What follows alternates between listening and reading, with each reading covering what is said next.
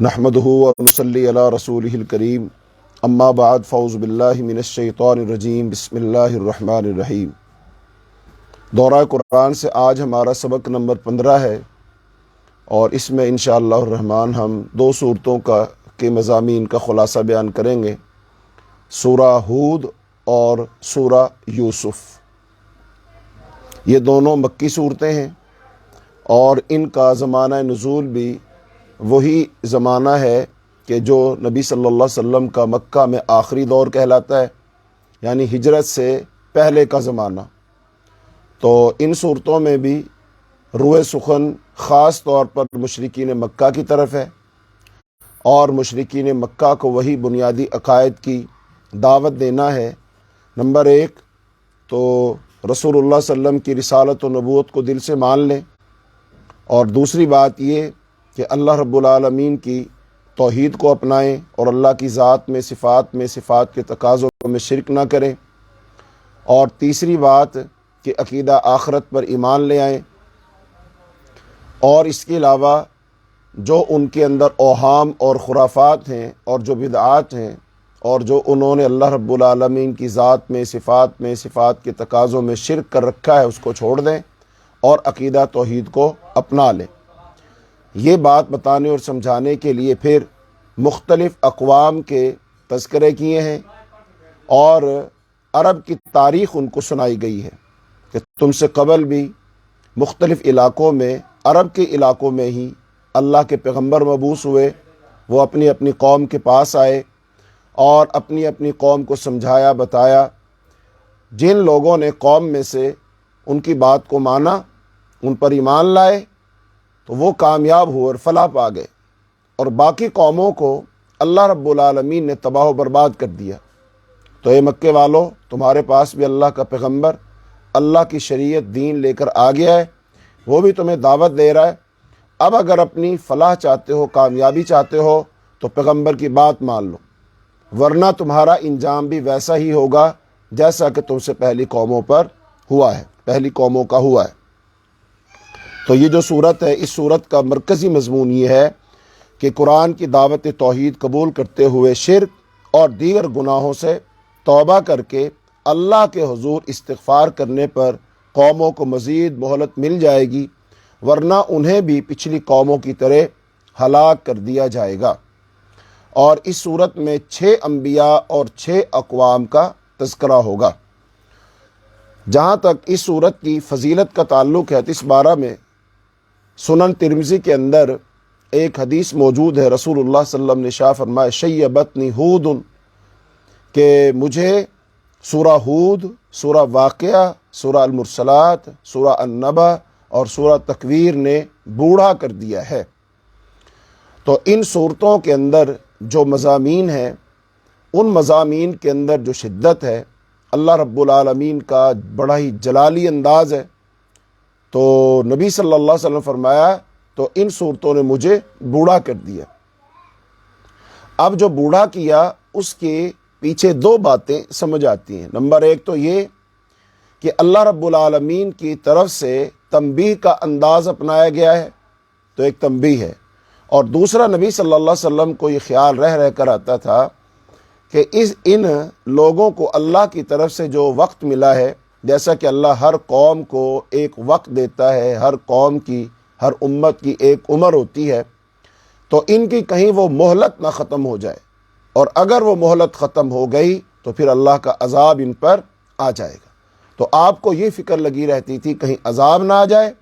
اور دوسرا پھر اللہ کی طرف سے جو تنبیہات نازل ہو رہی تھیں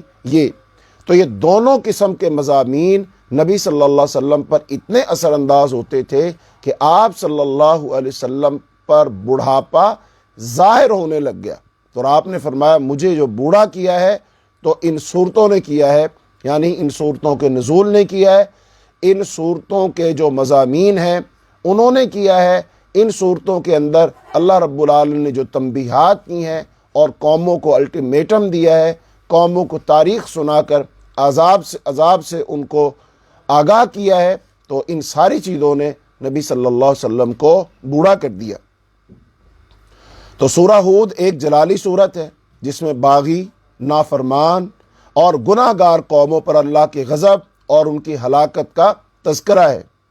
اس صورت نے رسول اللہ صلی اللہ علیہ وسلم کو بوڑھا کر دیا۔ اس صورت کے پہلے شروع میں اور آخری دونوں آیات میں توحید عبادت کا مطالبہ ہے۔ اس صورت میں اللہ تعالیٰ کے قانون ہلاکت اور قانون استبدال کہ قوموں کو ہلاک کرنے کا اللہ کا قانون کیا ہے اور ایک قوم کو ہٹا کر اس کی جگہ بدل کر دوسری قوم کو لے آنا، اس بارے میں اللہ تعالیٰ کا قانون کیا ہے اس کی وضاحت ہے کہ وہ وقفہ وقفہ سے قوموں کو مہلت دینے کے بعد ہلاک کر دیتا ہے، ان کے نیک لوگوں کو بچا لیتا ہے اور پھر امامت اور قیادت کے لیے ایک اور قوم کو میدان امتحان میں لے آتا ہے۔ سورہ ہود سورہ اعراف کے مشابہ ہی ہے، دونوں کے اندر ایک سے مضامین ہے اور ایک سا انداز ہے، تو اور قوموں کی جانشینی اور ہلاکت کے سچے واقعات بیان کر کے اللہ تعالیٰ کا قانون ہلاکت اور قانون استبدال جو ہے وہ بیان کیا گیا ہے اور لوگوں کو سمجھایا اور ذہن نشین کروایا گیا ہے۔ البتہ اس صورت میں مختلف پیغمبروں کی زبان سے توبہ استغفار کی دعوت دی گئی ہے تاکہ وہ اللہ کے غضب سے بچ سکیں۔ پیغمبروں کے ذریعے سے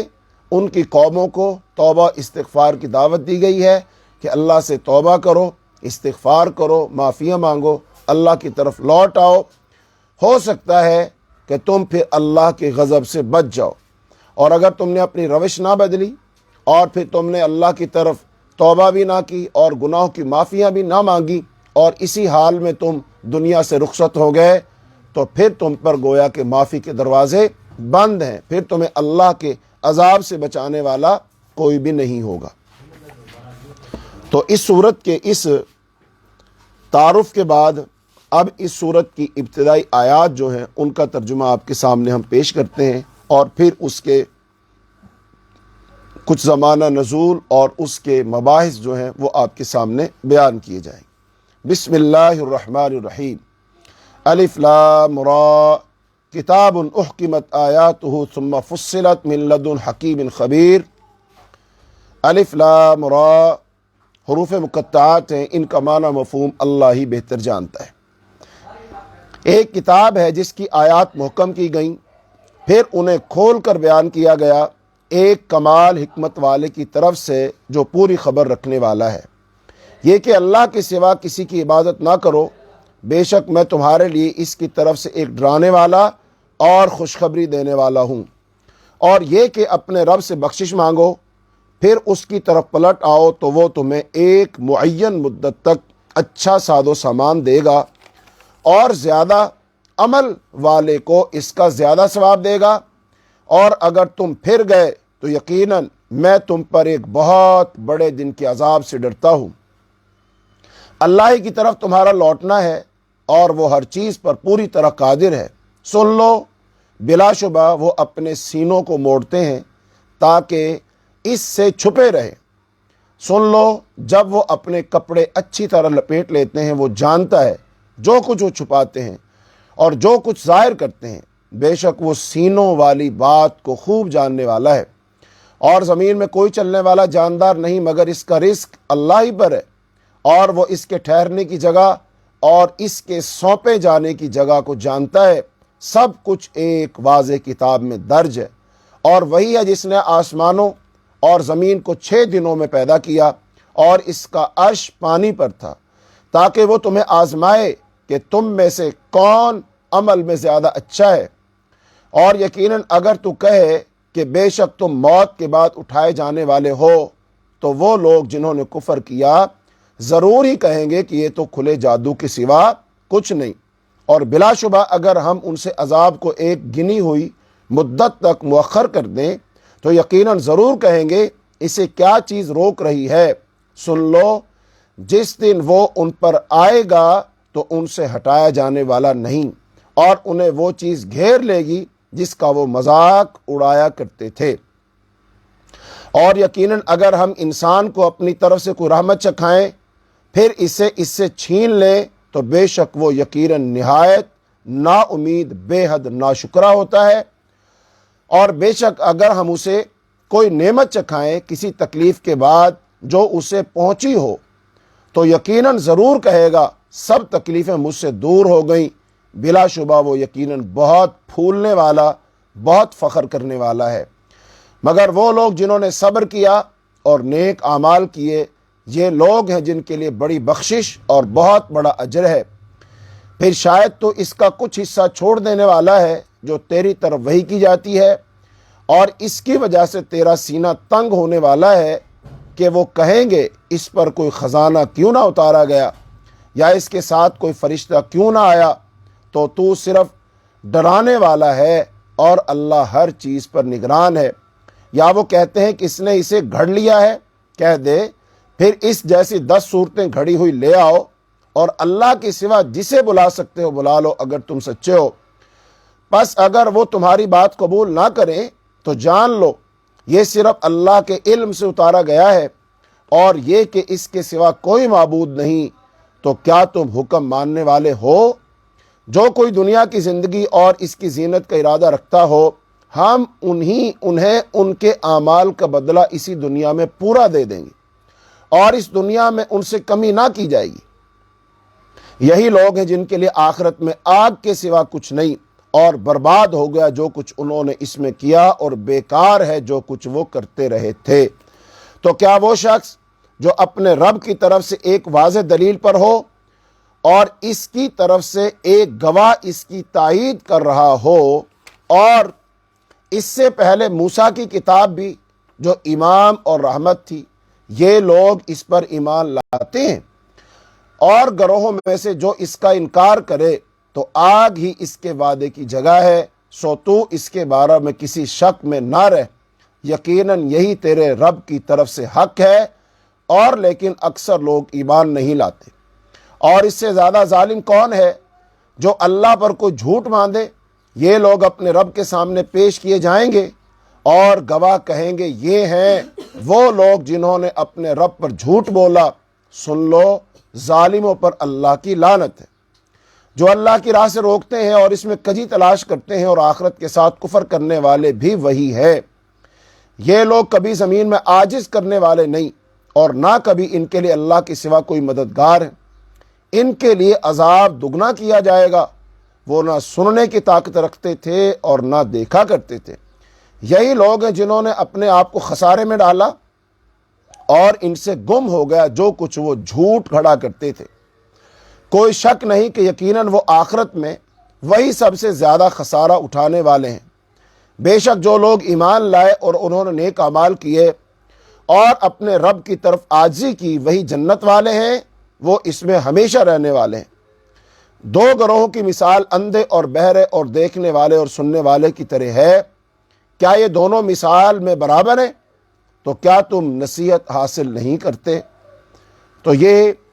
ابتدائی آیات ہے سورہ ہود کی، کہ جن میں اللہ رب العالمین نے دعوت بھی دی ہے، تنبیہ بھی ہے، اور اہل ایمان کے لیے اس میں تبشیر اور بشارت بھی پائی جاتی ہے۔ تو اب سورہ ہود کا جو موضوع ہے اور اس کی جو مباحث ہیں، تو موضوع وہی ہے جو سورہ یونس کا تھا، یعنی دعوت، فہمائش اور تنبیہ۔ لیکن فرق یہ ہے کہ سورہ یونس کی بنسبت یہاں دعوت مختصر ہے، فہمائش میں استدلال کم اور واضح و نصیحت زیادہ ہے، اور تنبیہ مفصل اور پرزور ہے۔ دعوت یہ ہے کہ پیغمبر کی بات مانو، شرک سے باز آ جاؤ، سب کی بندگی چھوڑ کر اللہ کے بندے بنو، اور اپنی دنیاوی زندگی کا سارا نظام آخرت کی جواب دہی کے احساس پر قائم کرو۔ فہمائش یہ ہے کہ حیات دنیا کے ظاہری پہلو پر اعتماد کر کے جن قوموں نے اللہ کے رسولوں کی دعوت کو ٹھکرایا، وہ اس سے پہلے نہایت برا انجام دیکھ چکی ہیں۔ اب کیا ضرورت ہے کہ تم بھی اسی راہ پر چلو جسے تاریخ کے مسلسل تجربات قطعی طور پر تباہی کی راہ ثابت کر چکے ہیں۔ یہ مشرکین مکہ سے کہا جا رہا ہے، اور تنبیہ اس صورت میں مشرکین مکہ کے لیے یہ ہے کہ عذاب کے آنے میں جو تاخیر ہو رہی ہے، یہ دراصل ایک مہلت ہے جو اللہ اپنے فضل سے تمہیں عطا کر رہا ہے۔ اس مہلت کے اندر اگر تم نہ سنبھلے تو وہ عذاب آئے گا جو کسی کے ٹالے نہ ٹل سکے گا، اور اہل ایمان کی مٹھی بھر جماعت کو چھوڑ کر تمہاری ساری قوم کو صفحہ ہستی سے مٹا دیا جائے گا۔ اس مضمون کو ادا کرنے کے لیے براہ راست خطاب کی جو نسبت ہے وہ قوم نوح، قوم عاد، قوم لوط، اصحاب مدین اور قوم فرعون کے قصوں سے زیادہ اس میں کام لیا گیا۔ ان قصوں میں، ان واقعات میں خاص طور پر جو بات نمایاں کی گئی ہے وہ یہ ہے کہ خدا جب فیصلہ چکانے پر آتا ہے تو پھر بالکل بے لاگ طریقہ سے چکاتا ہے۔ اس میں کسی کے ساتھ ذرہ برابر رعایت نہیں ہوتی۔ اس وقت یہ نہیں دیکھا جاتا کہ کون کس کا بیٹا ہے، کس کا عزیز ہے۔ رحمت صرف اس کے حصے میں آتی ہے جو راہ راست پر آ گیا، وگرنہ خدا کے غضب سے نہ کسی پیغمبر کا بیٹا بچتا ہے اور نہ کسی پیغمبر کی بیوی۔ یہی نہیں بلکہ جب ایمان و کفر کا دو ٹوک فیصلہ ہو رہا ہو تو دین کی فطرت یہ چاہتی ہے کہ خود مومن بھی باپ، بیٹے اور شوہر اور بیوی کے رشتوں کو بھول جائے اور خدا کی شمشیر عدل کی طرح بالکل بے لاگ ہو کر ایک رشتہ حق کے سوا ہر دوسرے رشتے کو کاٹ پھینکے۔ ایسے موقع پر خون اور نسب کی رشتہ داریوں کا ذرہ برابر لحاظ کرنا اسلام کی روح کے خلاف ہے۔ یہی وہ تعلیم تھی جس کا پورا مظاہرہ 3-4 سال بعد مکہ کے مہاجر مسلمانوں نے جنگ بدر میں کر کے دکھایا۔ تو پہلے بطور تمہید قرآن کی خصوصیت واضح کی گئی کہ لوگوں کی تربیت و تعلیم کے مقصد کو پیش نظر رکھ کر اللہ تعالیٰ نے اس کو اس شکل میں اتارا ہے کہ صرف اصولی اور بنیادی باتیں اجمال اور اختصار کے ساتھ بیان ہوئی، پھر بتدریج آہستہ آہستہ وہ تفصیل کی کالب میں آئیں۔ اس کے بعد حضرت محمد صلی اللہ علیہ وسلم کی زبان سے اس کتاب کے پیغام کی وضاحت فرمائی کہ یہ اللہ واحد کی بندگی اور توبہ استغفار کی دعوت ہے، اور اس کتاب میں اللہ کی طرف سے بشیر و نذیر ہو کر پیغمبر حضرت محمد صلی اللہ علیہ وسلم آئے ہیں کہ جو لوگ استغفار کر کے اللہ واحد کی طرف رجوع کر لیں گے، اللہ ایک مقررہ مدت تک ان کو زندگی کی نعمتوں سے بہرہ مند اور اپنے فضل سے متمتع کرے گا، اور جو لوگ اس سے اعراض کریں گے، بات نہیں مانیں گے، منہ پھیر لیں گے، ان کے لیے ایک بڑے عذاب کا دن سامنے ہے، دنیا میں بھی اور آخرت میں بھی۔ ان لوگوں کی حالت پر اظہار افسوس جن کے دل تو یہ گواہی دے رہے ہیں کہ پیغمبر کا ڈراوا بالکل حق ہے، لیکن اس کے باوجود وہ حقیقت کا سامنا کرنے سے اس طرح گریز کر رہے ہیں گویا وہ اپنے آپ کو خدا سے چھپا رہے ہیں، حالانکہ خدا سے کوئی چیز ڈھکی چھپی نہیں رہتی ہے۔ اس کے بعد سزا اور جزا کے منکرین کو تنبیہ کی گئی ہے جو آخرت کے دن کا انکار کرتے تھے۔ کوئی آخرت کا دن نہیں ہے، کوئی سزا نہیں ہوگی، کوئی جزا نہیں ہوگی، کوئی انعام نہیں ہوگا۔ بہرحال ان کے نزدیک صرف دنیا کی زندگی تھی، تو ان کو تنبیہ کی گئی ہے کہ جزا و سزا اور عذاب کا مذاق اڑانے والوں کو یہ تنبیہ کہ دنیا بازیچہ اطفال نہیں ہے، یہ کوئی کھیل تماشا نہیں ہے۔ اللہ نے اس کو اس لیے بنایا ہے کہ وہ دیکھے کہ لوگ کیسا عمل کرتے ہیں۔ مجرموں کو جو مہلت وہ دیتا ہے، اس سے دلیر ہو کر شریر لوگ پیغمبر کا مذاق اڑانا شروع کر دیتے ہیں کہ اس نے محض دھونس جمانے کے لیے عذاب کی دھمکی دی ہے، وگرنہ عذاب کوئی آنا نہیں ہے۔ تو یہ سرکش لوگ اس طرح کی جو باتیں کرتے ہیں نا، ان کو تنبیہ کی گئی ہے کہ ہوش کے ناخن لو، اور ذرا پیغمبر جو تمہیں سابقہ اقوام کی تاریخ بتا رہا ہے، کیا وہ قومیں نہیں تھیں؟ کیا ان کا وجود نہیں تھا؟ کیا تم نے ان کی بستیاں نہیں دیکھی؟ کیا تم نے ان کے کھنڈرات نہیں دیکھے؟ لہذا وہ قومیں تھیں نا، لیکن آج ان کا نام و نشان کیوں نہیں ہے؟ اس لیے نہیں ہے کہ وہ تمہاری طرح سرکش اور باغی تھے۔ جب ان کا پیغمبر انہیں ڈرایا کرتا تھا کہ میری بات مان لو، اللہ کے عذاب سے بچ جاؤ گے، اور اگر میری بات کو نہ مانا تو اللہ کا عذاب تباہ و برباد کر دے گا، وہ بھی اس طرح کے بول بولا کرتے تھے اور اس طرح کی باتیں کہا کرتے تھے، لیکن پھر اللہ کا عذاب آ گیا اور انہیں اللہ سے بچانے والی کوئی چیز نہیں تھی۔ اور اس کے ساتھ ساتھ نبی صلی اللہ علیہ وسلم کو چونکہ ایک لمبا عرصہ گزر چکا تھا یہاں دعوت دیتے ہوئے، لوگوں کو سمجھاتے ہوئے، لوگوں کو دین کی طرف بلاتے ہوئے، لوگوں کی طعن و تشنیع اور گالیاں سنتے ہوئے، لہٰذا اللہ تعالیٰ نے نبی صلی اللہ علیہ وسلم کی حوصلہ افزائی کی ہے کہ اللہ تعالیٰ نے نبی صلی اللہ علیہ وسلم کی حوصلہ افزائی فرمائی کہ تم مخالفین کی استہزاء اور مطالبہ معجزات سے دل شکستہ نہ ہو۔ تم ایک ڈرانے والے ہو، اپنا فرض تم ادا کرو۔ خدا سب کچھ دیکھ رہا ہے اور سن رہا ہے۔ اگر یہ کہتے ہیں کہ یہ قرآن تمہارا گھڑا ہوا ہے تو ان سے کہو کہ وہ 10 صورتیں ایسی گھڑی ہوئی لا کر دکھا دیں، اور اس کام میں وہ اپنے شریکوں، اپنے معبودوں، اپنے بتوں کو، وہ بھی ان سے مدد حاصل کر لے جن کو یہ خدا کے سوا پوجتے ہیں۔ اگر ان کے شرکا اس کام میں ان کی مدد نہ کر سکیں تو پھر یہ مانے کہ یہ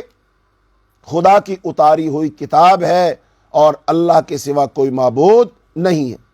اور پھر اس کے بعد جو مومنین ہیں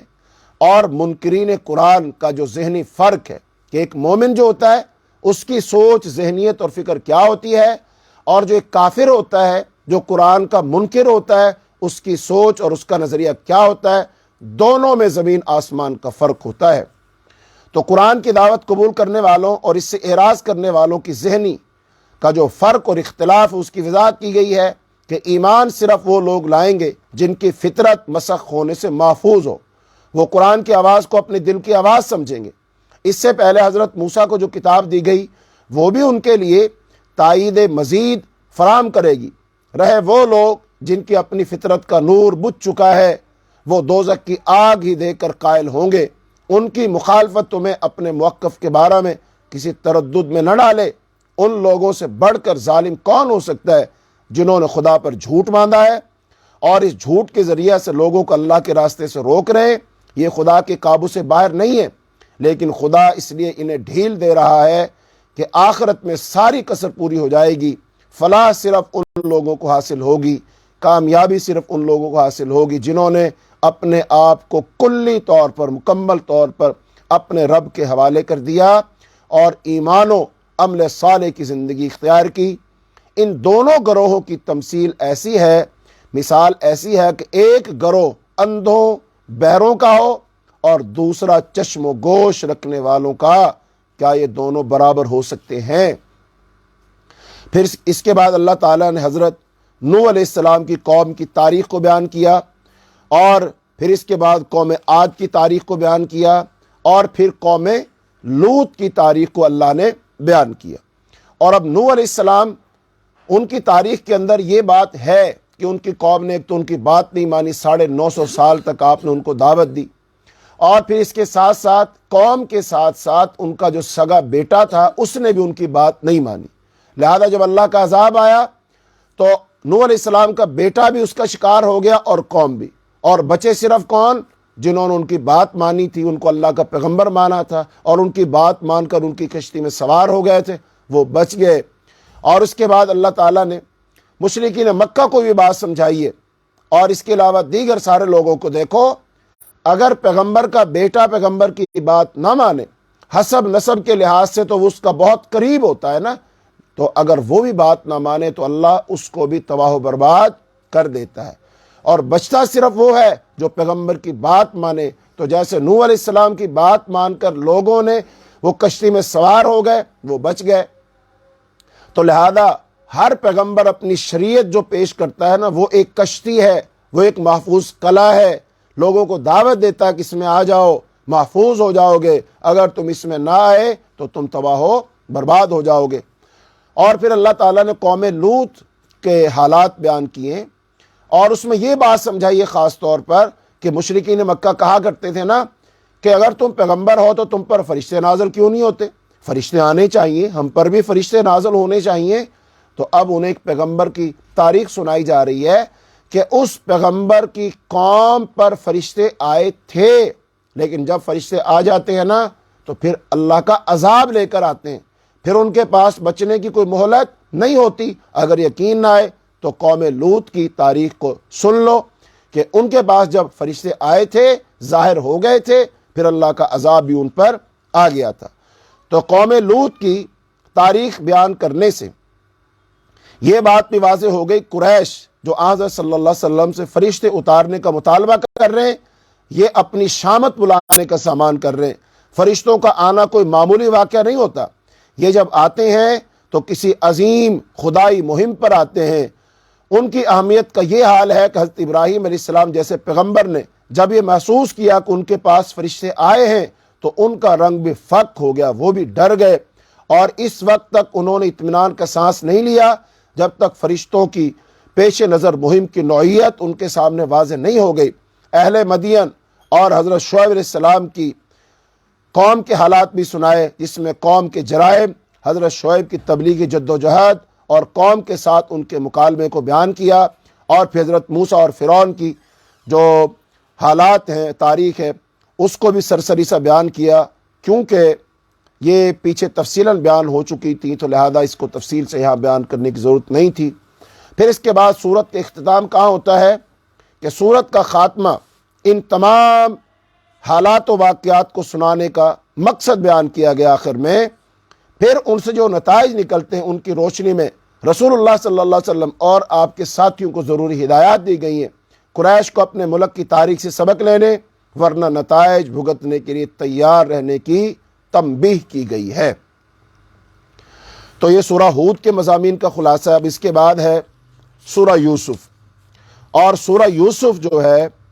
یہ تو مکمل طور پر نبی صلی اللہ علیہ وسلم کے اس وقت کے حالات کے لیے بالکل ایک آئینے کی مانند ہے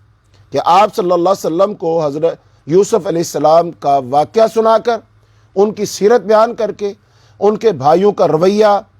پھر ان کو کنویں میں پھینکنا، ان کا وہاں سے مصر پہنچنا، پھر مصر میں پہنچ کر اس خاتون سے واسطہ پڑھنا، پھر جیل میں جانا، اور پھر جیل میں توحید کی دعوت دینا، اور پھر خوابوں کی تعبیر بتا کر واپس آنا، اور پھر ان کا اقتدار ملنا، اور پھر ان کے بھائیوں کا آنا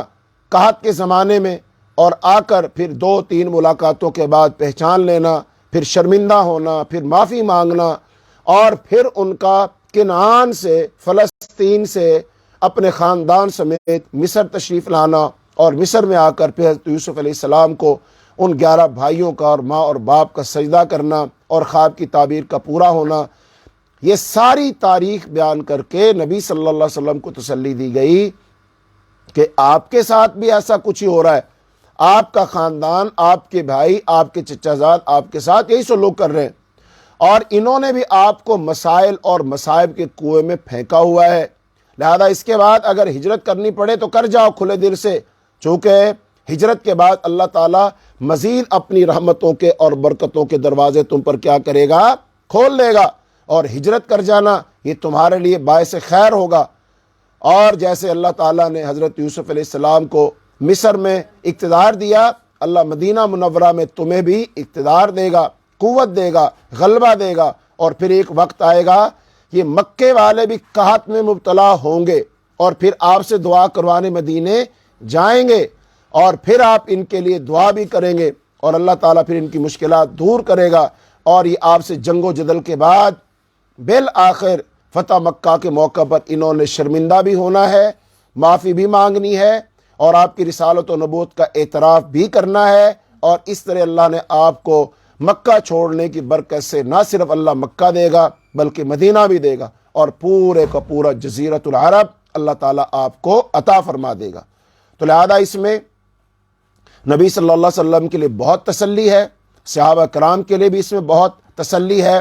اور اس کے ساتھ ساتھ جو مشرکین مکہ ہے ان کی تباہی اور بربادی، اس کا بھی اس کے اندر سارے کے سارے اس کے اندر اشارات موجود ہیں۔ لیکن سر دست یہی ہے کہ اس صورت کا جو مرکزی مضمون ہے وہ یہی ہے کہ رسول اللہ صلی اللہ علیہ وسلم کو فتح مکہ اور کامل اقتدار و غلبہ اور اسلام کی بشارت، اور قریش مکہ اور برادران یوسف کی طرح ایک دن رسول اللہ صلی اللہ علیہ وسلم کے رحم و کرم پر ہوں گے، لہذا اس کا زمانہ نزول بھی وہی ہے۔ نبی صلی اللہ علیہ وسلم کی مکے کے آخری ایام جو ہیں وہی اس کا زمانہ نزول ہے، کہ جب نبی صلی اللہ علیہ وسلم کی قتل کی سازشیں ہو رہی تھیں، آپ صلی اللہ علیہ وسلم کو کہ یہ جیل میں ڈال دیں، کہ قتل کر دیں، کیا کریں، یہ مشورے ہو رہے تھے، تو اس دوران میں اللہ پاک نے اس صورت کو نازل فرمایا۔ یہاں پر میں آپ سب کو ایک نصیحت کرنا چاہوں گا کہ کہیں میں پھر اس کو بھول نہ جاؤں، وہ یہ ہے کہ آپ زندگی میں کبھی بھی کسی بھی وجہ سے پریشان ہوں، مشکل میں ہوں،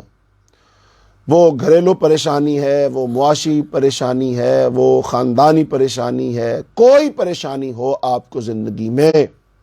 تو آپ ایک مرتبہ سورہ یوسف کو پڑھیں، اور صرف عربی نہیں پڑھنی، چونکہ عربی پڑھیں گے تو ہمیں سمجھ نہیں آئے گی نا، اس کا ترجمہ پڑھنا ہے۔ ایک مرتبہ سورہ یوسف کا ترجمہ پڑھو شروع سے لے کر آخر تک، تو انشاءاللہ آپ کے دل کا جو غم ہے نا، جو ملال ہے، جو بوجھ ہے، وہ ہلکا ہو جائے گا، اور آپ کا اللہ کے ساتھ ایک عجیب سا کنیکشن اور تعلق بن جائے گا، اور آپ کے دل میں ایک امید کی کرن پیدا ہو جائے گی۔ تو اس صورت کے اندر اللہ رب العالمین کی طرف سے یہ بڑی رحمت اور برکت ہے کہ جب آپ پڑھتے جاتے ہیں کہ یوسف علیہ السلام کیا ہے، بھائی کیا ہے، حسد کر رہے ہیں، بغض کر رہے ہیں، کنویں میں پھینک رہے ہیں، اپنی طرف سے ان کو منظرنامے سے غائب کر رہے ہیں، لیکن ان کو نہیں پتا وہ کیا کر رہے ہیں، اللہ کیا کر رہے ہیں۔ ان کا یوسف علیہ السلام کے خلاف اٹھایا گیا ہر قدم یوسف علیہ السلام کے حق میں بہتر ثابت ہوا۔ وقتی طور پر لگ رہا تھا کنویں میں پھینکا جانا، یوسف علیہ السلام کے دل میں آ رہا ہوگا کہ کنویں میں پھینک دیا تو بہت بڑی مشکل اور پریشانی آ گئی۔ اصل میں اس کنویں میں پھینکا جانا حضرت یوسف علیہ السلام کو وہ اس بات کا ثبوت تھا کہ اللہ تعالیٰ نے یوسف علیہ السلام کو جو معراج عطا کرنی ہے، جو اللہ تعالیٰ نے ایک بلند مقام مرتبہ عطا کرنا ہے، مصر کی سلطنت اور حکومت، یہ اس کی پہلی سیڑھی تھی۔ پہلی سیڑھی چڑھے آپ جب کنویں میں پھینکے گئے، جو کنویں میں پھینکے گئے تو پھر کیا تھا؟ پھر تو قافلہ آئے گا، پھر تو مصر میں پہنچیں گے، پھر تو مصر کے بازار میں آپ کو فروخت کیا جائے گا، پھر مصر کے بازار میں وہ عزیز مصر آئے گا، وہ خرید کر لے جائے گا۔ اب یہ سارے کا سارا کب ہونا ہے؟ جب کنویں میں پھینکا جانا ہے۔ تو اس کا مطلب وہ اپنی طرف سے برا چاہ رہے، لیکن اللہ کی طرف سے کیا ہو رہا ہے؟ وہ بہتر ہو رہا ہے۔ تو یہاں پر بھی بات سمجھائی جا رہی ہے نبی صلی اللہ علیہ وسلم اور صحابہ کرام کو کہ تم یہ مت سمجھنا کہ مشکلات اور پریشانیاں جو آ رہی، نہیں، یہ ہر مشکل کے بعد اللہ ایک آسانی دیتا ہے، ایک کامیابی دیتا ہے۔ یہ تو اللہ پاک نے قرآن میں فرمایا ان مع العسر یسرا، ہر مشکل کے بعد آسانی ہوتی ہے، تو اللہ تعالیٰ آسانیاں عطا فرماتا ہے۔ تو یہ بہت ساری نصیحتیں اس کے اندر موجود ہے۔ اب اس میں ایک اس صورت کا اس کا تعلق ہے حضرت یوسف علیہ السلام اور ان کے بھائیوں کے ساتھ، اور دوسرا ہے نبی صلی اللہ علیہ وسلم، آپ کے صحابہ اور مشرکین مکہ کا۔ تو یہ دونوں چیزیں ساتھ ساتھ اس میں چلیں گی، دونوں چیزیں برابر چلیں گی اور یہ ساتھ ساتھ چلنی ہے۔ تو اس کا مطلب یہ ہے کہ ان دونوں چیزوں کو ہی ہمیں ملحوظ رکھنا چاہیے، دونوں چیزوں کو ہی ہمیں سمجھنا چاہیے، اور پھر اس کے ساتھ آپ اپنے جو حالات اور واقعات اور معاملات ہیں ان کو بھی اپنے پیش نظر رکھیں کہ ہمیں بھی دنیا میں بڑے دکھ آتے، پریشانیاں آتی ہیں، تکلیفیں آتی ہیں۔ اس لائٹ کو پیچھے کر کے اس طرف کر، اس کو بھی اس طرف پھیرو۔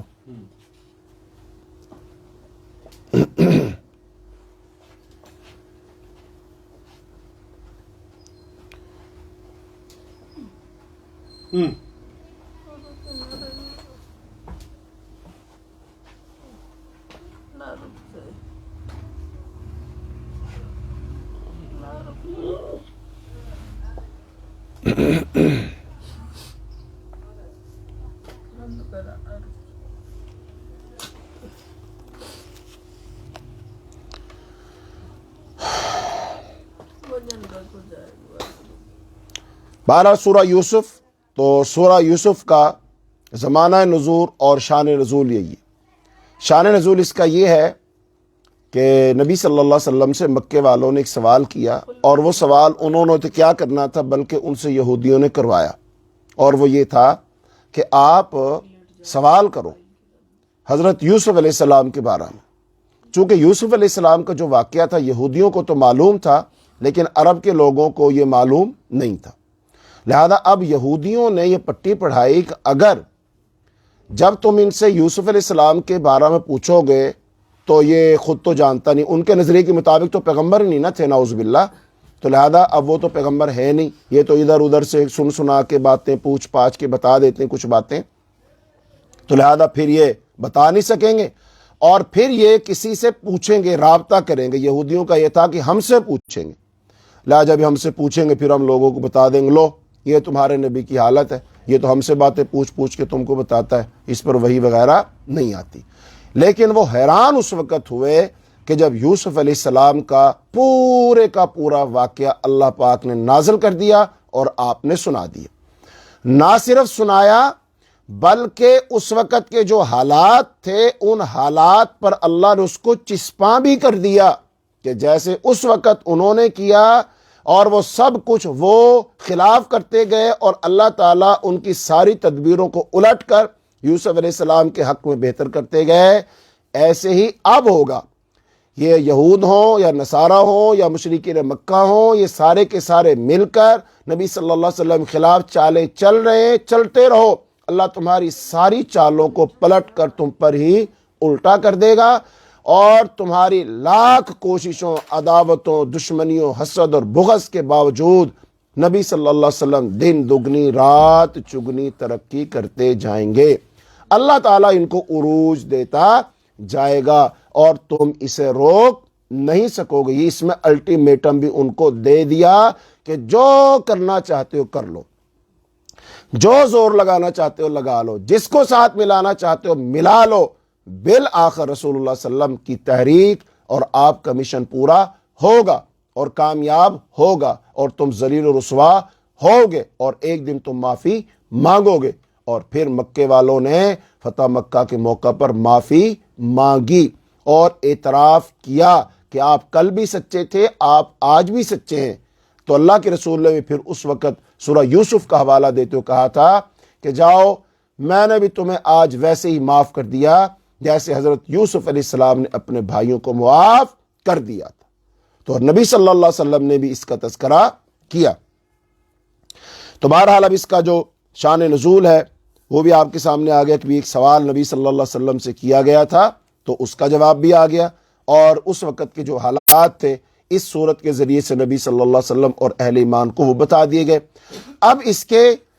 نازل کرنے کے جو مقاصد تھے نا،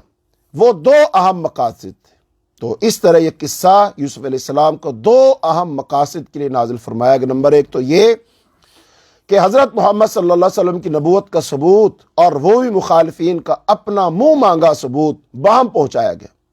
اور ان کے خود تجویز کردہ امتحان میں یہ ثابت کر دیا جائے کہ آپ سنی سنائی باتیں بیان نہیں کرتے بلکہ فی الواقع آپ کو وحی کے ذریعے سے علم حاصل ہوتا ہے۔ اور دوسرا بڑا مقصد یہ تھا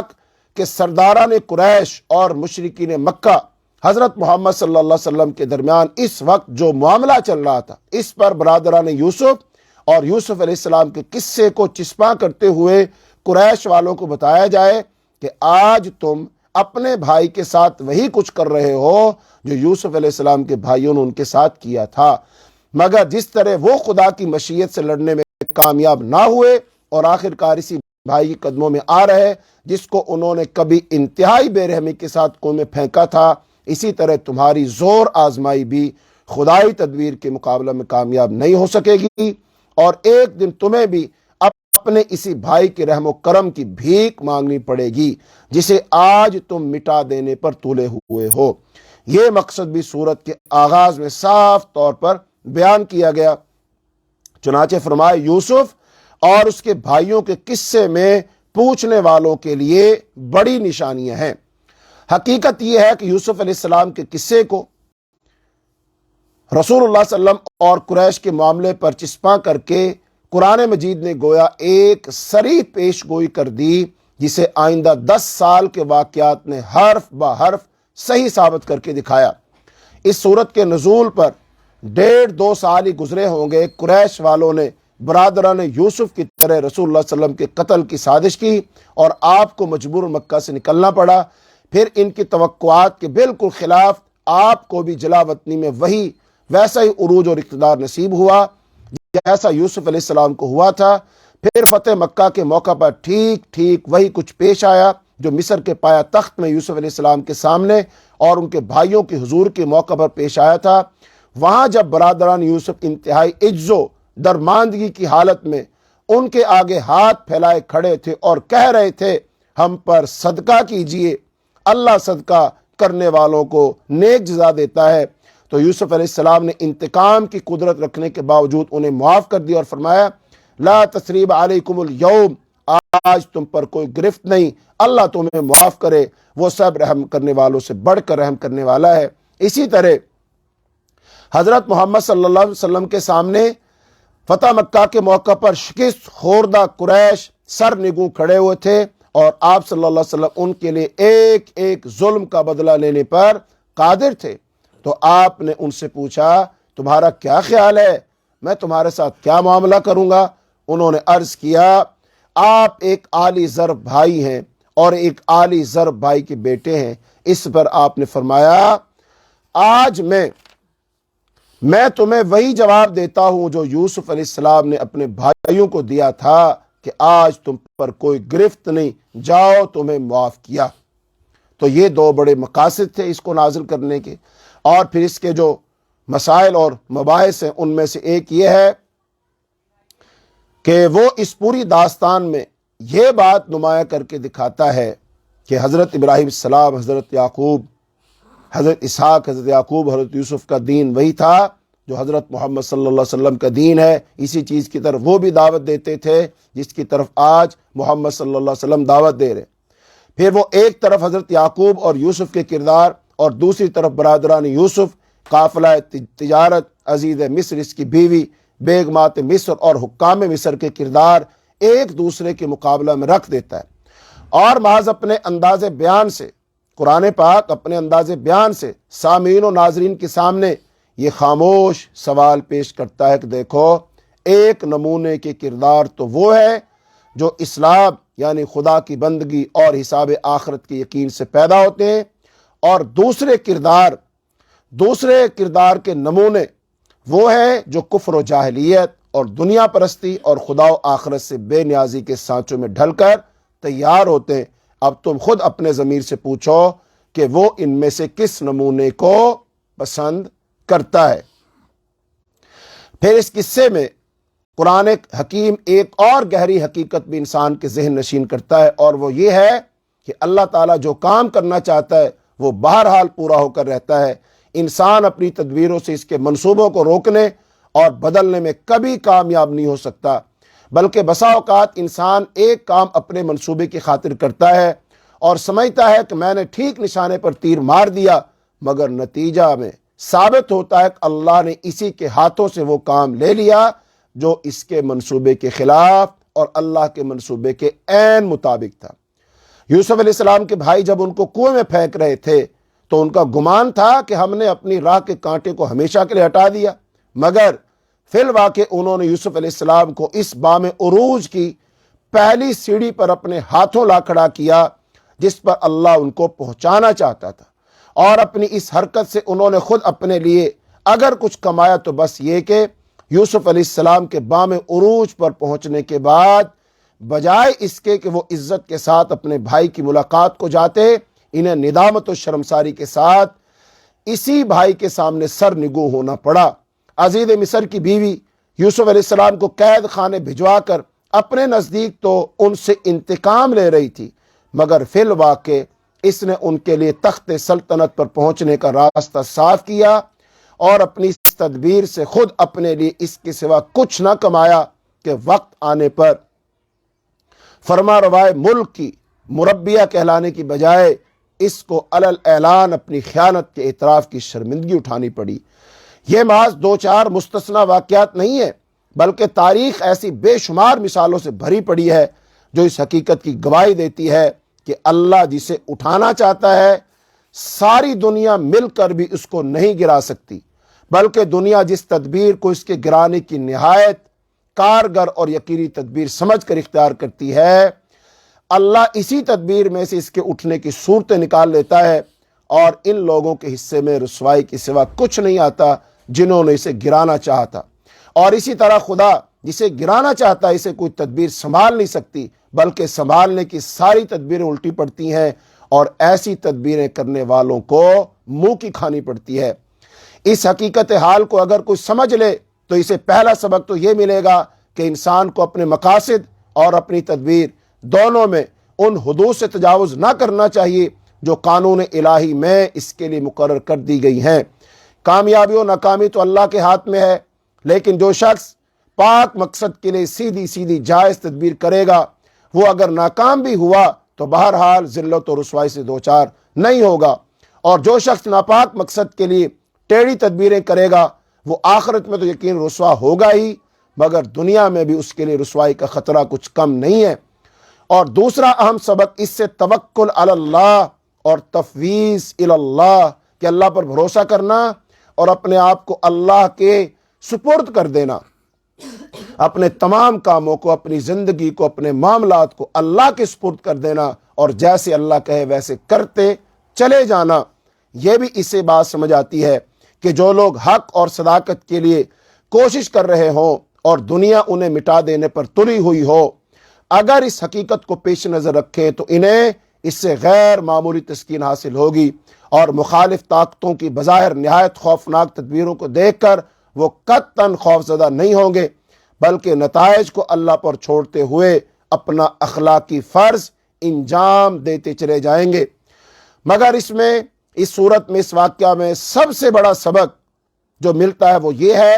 کہ ایک مرد مومن اگر حقیقی اسلامی سیرت رکھتا ہو اور حکمت سے بھی بہرہ یاب ہو تو وہ محض اپنے اخلاق کے زور سے ایک پورے ملک کو فتح کر سکتا ہے۔ یوسف علیہ السلام کو دیکھیے، 17 برس کی عمر، تنے تنہا، بے سر و سامانی، اجنبی ملک، اور پھر کمزوری کی انتہا یہ کہ غلام بنا کر بیچے گئے ہیں۔ تاریخ کے اس دور میں غلاموں کی جو حیثیت تھی وہ کسی سے پوشیدہ نہیں ہے۔ اس پر مزید یہ کہ ایک شدید اخلاقی جرم کا الزام لگا کر انہیں جیل بھیج دیا گیا، اور اس قید کی مدت بھی کوئی مقرر نہ تھی۔ اس حالت تک گرا دیے جانے کے بعد وہ محض اپنے ایمان اور اخلاق کے بل پر اور اللہ رب العالمین کی مدد اور نصرت اور تعلق باللہ کی وجہ سے وہ اٹھتے ہیں اور بالآخر پورے ملک کو مسخر کر لیتے ہیں اور اس کے بادشاہ بنا دیے جاتے ہیں۔ تو اس سے پتہ چلا اگر آدمی اپنے کردار میں، اخلاق میں، تعلق باللہ میں، اپنے ایمان میں وہ مضبوط ہو اور اللہ کے ساتھ جڑا ہوا ہو تو اللہ تعالی ہزار مخالفتوں کے باوجود اس کو نہ صرف کامیابی دیتا ہے بلکہ کامیابی کی معراج پر پہنچا دیتا ہے، اور سارے دشمنوں کو ناکام و نامراد کر دیتا ہے، اور بغیر تلوار اٹھائے، بغیر کوئی جنگ لڑے، وہ اکیلا شخص ملکوں کے ملک فتح کر لیتا ہے۔ تو آج مسلمانوں کو بھی چاہیے کہ وہ اپنے اندر یہ کردار پیدا کریں تاکہ اللہ تعالیٰ ان کی مشکلات کو دور کر دے۔ اب یہ ساری کی ساری باتیں یوسف علیہ السلام کے واقعے میں نبی صلی اللہ علیہ وسلم کے واقعے کی طرف اشارہ کرتی ہیں کہ نبی صلی اللہ علیہ وسلم کے لیے بھی اس وقت یہی حالات تھے، اور یہی آپ کے خلاف سازشیں کی جا رہی تھی کہ آپ کو قتل کر دیا جائے، کہ آپ کو قید میں ڈال دیا جائے، اور اس طرح نبی صلی اللہ علیہ وسلم کو اپنا حاضر مستقبل اس آئینہ میں بالکل واضح کر کے دکھا دیا گیا۔ اور پھر حضرت یوسف علیہ السلام حسن ظاہر اور حسن باطن دونوں کے جامع تھے، لیکن ان کا اصل حسن ان آزمائشوں میں نمایاں ہوا جو ان کی زندگی کے مختلف مراحل میں پیش آئیں۔ آپ بیک وقت ذہانت، پاکیزگی، نبوت، بادشاہی، پاک دامنی اور قدرت کے ساتھ عفو درگزر کی ایک زندہ و جاوید مثال تھے، اور نبی صلی اللہ علیہ وسلم تو ظاہری بات ہے نہ صرف نبی ہیں بلکہ نبیوں کے امام نبی ہیں، سید المرسلین ہیں، نبیوں کے سردار ہیں۔ تو لہذا نبی صلی اللہ علیہ وسلم کی زندگی میں یہ ساری چیزیں بدرجہ اتم پائی جاتی ہیں، اور نبی صلی اللہ علیہ وسلم کے واسطے سے ہم ان کی امتیوں کو یہ باتیں پہنچی ہیں۔ تو آخر میں خلاصہ یہی ہے کہ اگر ہم بھی اللہ پر توکل کریں، بھروسہ کریں، اللہ سے تعلق کو مضبوط کریں، نبی صلی اللہ علیہ وسلم کی سیرت کو اپنائیں اور اللہ کی کتاب قرآن پاک کے مطابق زندگی گزاریں، اللہ ہمیں زندگی کے تمام مشکلات سے بخیر و عافیت نکال کر کامیابی اور ترقی کے معراج پر پہنچا دے گا، اور آخر میں اللہ تعالی ہم سے راضی اور خوش ہو کر ہمیں اپنی جنتوں کا وارث بنا دے گا۔ وآخر دعوانا ان الحمد للہ رب العالمین۔